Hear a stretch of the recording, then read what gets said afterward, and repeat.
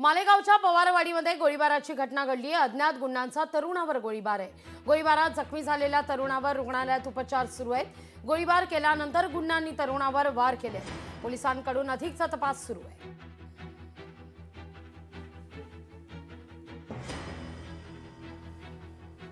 महत्त्वाची ही बातमी आपण पाहतोय। मालेगावच्या पवारवाडीत गोळीबाराची घटना घडलेली आहे। गोळीबार केल्यानंतर गुंडांनी तरुणावर वारही केलेले आहेत। पोलिसांकडून अधिकचा तपास या सगळ्या प्रकरणी आता सुरू झालेला आहे। मालेगावच्या पवारवाडीतल्या घटनेनं सध्या खळबळ माजली आहे। अज्ञात गुंडांचा तरुणावर गोळीबार आहे। गोळीबारात जखमी झालेल्या तरुणावर उपचार सुरू असताना रुग्णालयात उपचार सुरू असताना आता गोळीबार केल्यानंतर गुंडांनी तरुणावर वारही केलेले तशी देखील माहिती मिळतेय। पोलिसांकडून या सगळ्या प्रकरणाचा तपास हा आता सुरू झालेला आहे।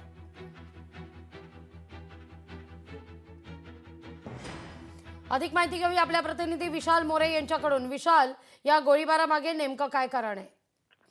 नक्कीच जो मालेगावमध्ये जो वाढती जी गुन्हेगारी वाढती आहे आणि त्यानंतर जे नशेखोरपणा, त्यानंतर क्षुल्लक कारणासाठी कोणी चाकू मारणं, बंदूक काढणं, असा जो हा प्रकार आहे हा घडलेला आहे। हा जो तरुण होता, हा तरुण दुपारच्या वेळेस घरी जात असताना त्याच्यावर अचानक ते जे अज्ञात गुंड आहेत त्यांनी गोळीबार केला। त्यांच्याकडून काहीतरी त्यांनी पैशाची मागणी केली आणि ती पूर्ण झाल्यामुळे त्यांनी गोळीबार केला आणि गोळीबारच केल्यानंतर एवढ्यावरच ते जे गुंड आहेत ते थांबले नसून तो जेव्हा जमिनीवर कोसळला असताना सुद्धा त्याच्यावर धारदार हत्याराने सपासप वार करण्यात आले लागली आणि त्यामुळे त्याची जी परिस्थिती आज एकदम गंभीर झाल्यामुळे त्याला मालेगावच्या सामान्य रुग्णालयात तर ऍडमिट करण्यात आलं आहे, परंतु त्याच्या शरीरातून जास्त रक्तस्राव झाल्यामुळे इथे त्याच्यावर उपचार होत नसल्यामुळे तेथून त्याला आता धुळे ते सिव्हिल रुग्णालयात पुढील उपचारासाठी दाखल करण्यात आले लागली।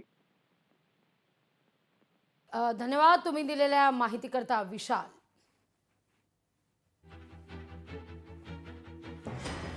गोळीबार केल्यानंतर गुंडांनी तरुणावर वार केले असल्याची माहिती मिळते। सध्या तरुणावर उपचार सुरू आहेत। लोकशाही मराठी ऐका, पहा, जागरूक रहा।